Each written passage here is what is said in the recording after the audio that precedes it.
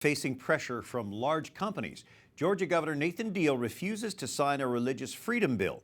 It would protect clergy and others who refuse to take part in non-traditional marriages. Ryan Anderson is religious liberty researcher with the Heritage Foundation. Do you believe the governor of Georgia is succumbing to pressure from big business? Oh, without a doubt. The people of Georgia wanted this religious liberty bill signed into law. It passed overwhelmingly in both of their houses. It was big business lobbyists, many of whom were out of state, some of whom were in state. Coca-Cola and Delta have headquarters in Atlanta. It's a form of cronyism, cultural cronyism. We can see big business collude with big government to rig economics in their favor. They can also do it to rig culture in their favor. We've seen this sort of before, where in Indiana, Governor Pence had actually signed a bill, but then recanted when he came under pressure. Yep. Is this a trend we're going to face now on religious liberty? Unfortunately, what we're seeing right now is that the corporate interests are lining up with the cultural left.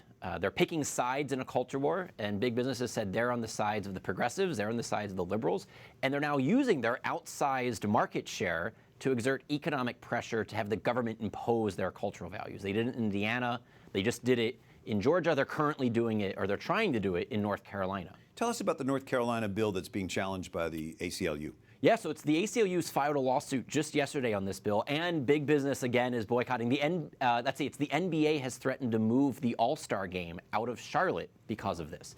This law does two things. It says, one, private businesses and schools can do whatever they want with their bathrooms, but government-run bathrooms are going to be based upon birth certificate, biological sex.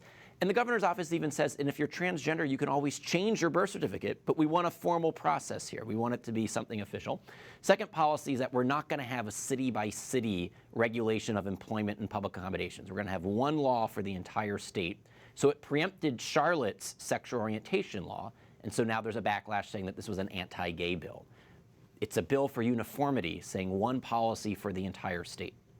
Ryan Anderson with the Heritage Foundation. We always appreciate your experience and insight. Thanks. Thank you.